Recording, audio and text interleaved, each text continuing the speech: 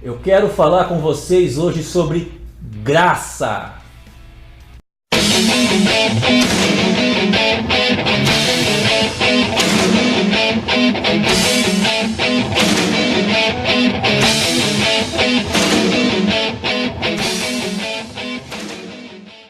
Olá, eu quero falar com vocês hoje sobre a graça de Deus.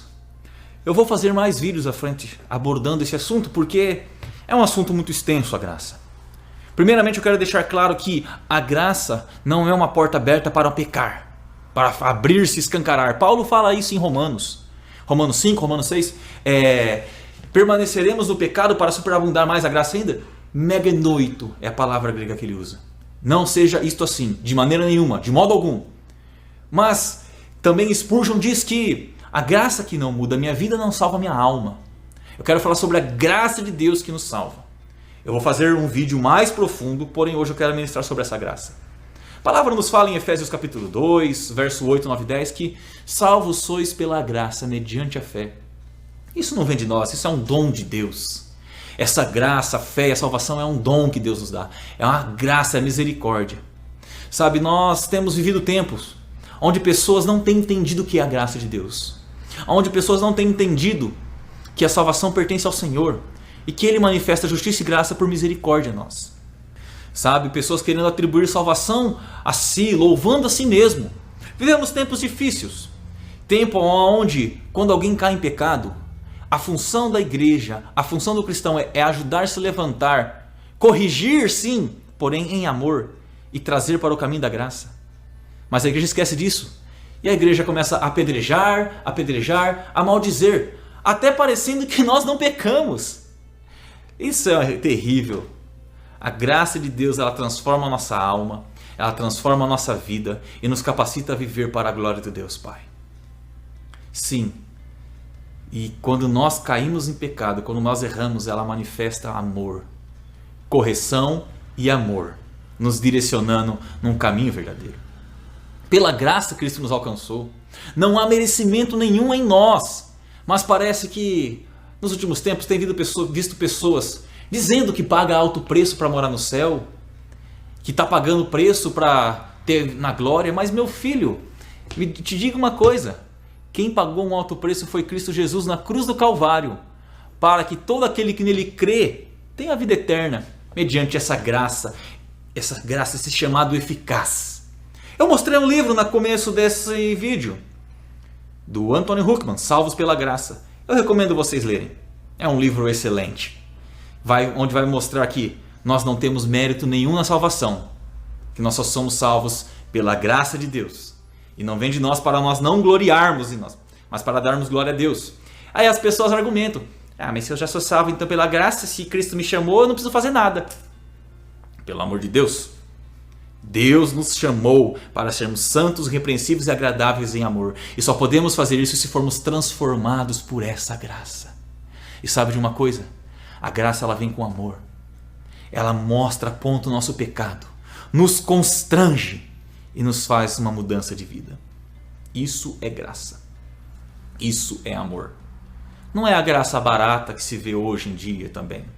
As pessoas mergulhado em pecado e falar, não é pela graça, não. A graça ela traz para nós o chamado eficaz, vocação eficaz, nos tira de um estado de depravação, no sentido que nos conformamos com o pecado, abraçamos o pecado, mas não, nos mostrar que erramos, falhamos, mas não podemos ficar desse jeito, de modo algum. Nós caminhamos de graça em graça, de fé em fé, para a glória de Deus Pai. Que Deus nos abençoe e que venhamos a entender que se eu sou salvo, se eu estou em Cristo, é por amor e por graça. E não porque eu fiz alguma coisa boa. Não porque Deus viu em mim algo bom. Porque eu estava morto em delito e pecado. Efésios 2:1. O que um morto vai fazer? Que escolha tem um morto?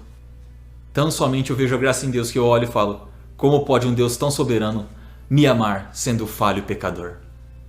Que é o maior demonstrativo da graça?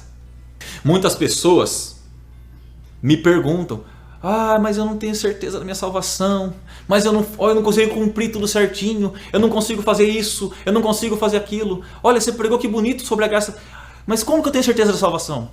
Eu falo, você crê na pregação? Você crê naquilo que eu ministrei? Se você crê, você tem a salvação. Ela é pela graça, meu filho. É de nós crermos, arrependermos dos nossos pecados, confessar que somos pecadores. E não há meio de nós salvarmos a nós mesmos, somente olhando para Cristo.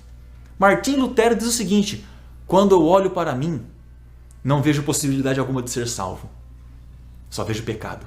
Porém, quando eu olho para Cristo, eu vejo um homem redimido e lavado do pecado. Porque Cristo fez isso em nós. A salvação está em Cristo, não está no que você faça. E as boas obras que nós fazemos é porque Ele nos predestinou para isso. Efésios capítulo 2, verso 10 é claro. Capítulo 1, 5. Para sermos conforme a imagem do Filho de Deus. Não tenha dúvida da sua salvação em Cristo, porque ela não depende de você. Ela está nas mãos de Deus. E Deus decidiu te salvar. Efésios 1:11. Sabe por que Ele fez isso? Pelo conselho da sua vontade. Porque Ele fez, segundo a vontade dEle, manifestar graça em salvar pecadores. Aquele que ouve e crê na mensagem do Evangelho. Você crê? Você é salvo pela graça. Não há obra que você possa fazer. Não há bem algum que você possa fazer. E todas as boas obras que você faz é porque Deus te chamou para isso. É porque a graça te aperfeiçoa nisso. Que Deus te abençoe em nome de Jesus. E tenha certeza da sua salvação. Porque ela está condicionada a Cristo e não a você. Cristo foi quem te resgatou na cruz do Calvário.